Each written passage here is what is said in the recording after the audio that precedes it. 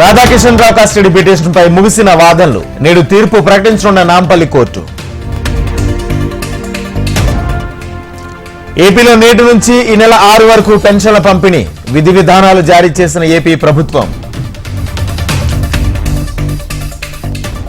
తెలంగాణలో డిఎస్సి పరీక్షకు దరఖాస్తులు గడువు పొడిగింపు, జూన్ 20 వరకు పొడిగించిన విద్యాశాఖ. బీజేపీ నేత రఘునందన్ రావుపై ఎఫ్ఐఆర్ నమోదు, బీఆర్ఎస్ నేతలపై అనుచిత వ్యాఖ్యలు చేశారని కేసు. ఏపీలో 6 ఐపీఎస్లు 3 ఐఏఎస్ల బదిలీ, ఎన్నికల ముంగిట కీలక నిర్ణయం తీసుకున్న ఈసీ. ఏపీ కాంగ్రెస్ ఎంపీ అభ్యర్థుల తొలి జాబితా విడుదల, కడప లోక్సభ బరిలో దిగనున్న వైఎస్ షర్మిల.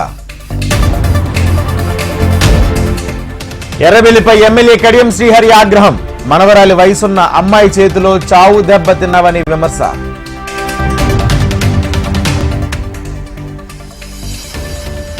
ఈసీకి లేఖ రాసిన చంద్రబాబు, ఇంటికి వెళ్లి పెన్షన్లు పంపిణీ చేసేలా ఆదేశించాలని వినతి. సీఎం రేవంత్ కు హరీష్ రావు బహిరంగ లేఖ, పాడి రైతులకు ఆదుకోవాలని సూచన. కాంగ్రెస్ పై ఎంఆర్పీఎస్ అధినేత మందకృష్ణ ఆగ్రహం, రాజకీయంగా మాదిగ వర్గం ఉనికిని ప్రశ్నార్థకం చేసిందని విమర్శ. డ్రాగన్ కంట్రీ కవ్వింపు చర్యలకు భారత్ స్ట్రాంగ్ కౌంటర్, అరుణాచల్ ప్రదేశ్ ఎల్లప్పటికీ భారత్ లో అంతర్భాగమేనని అంటున్న జయశంకర్. భూ కబ్జా కేసులో కల్వకుంట్ల కన్నారావు అరెస్ట్, ఆదిబట్లలో 2 ఎకరాల భూమిని కబ్జాకు ప్రయత్నించారని ఫిర్యాదు. నిజామాబాద్ లో ఎమ్మెల్సీ టి జీవన్ రెడ్డి కీలక వ్యాఖ్యలు, వచ్చే ఖరీఫ్ పంట నుంచి రైతులకు బోనస్ ఇవ్వాలని డిమాండ్.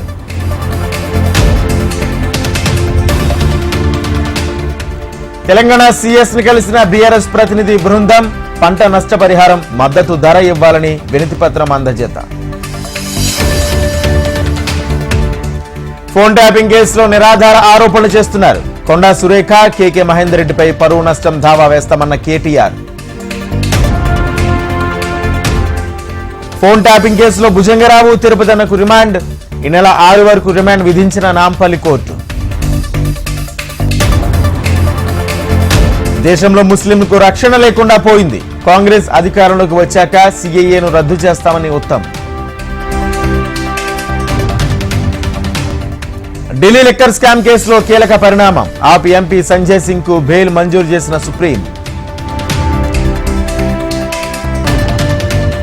హైదరాబాద్ బేగం బజార్ లో నకిలీ కరెన్సీ ముఠా అరెస్ట్, నిందితుల నుంచి 36,35,000 నకిలీ స్వాధీనం. సింగరాయకొండ హైవేపై చెక్ పోస్ట్ తనిఖీ చేసిన ఎస్పీ, 2,35,00,000 నగదు స్వాధీనం చేసుకున్నామని వెల్లడి.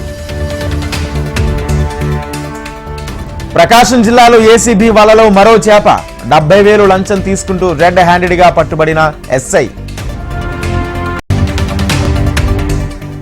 బెంగళూరుపై లక్నో విజయం, 28 పరుగుల తేడాతో గెలుపొందిన లక్నో.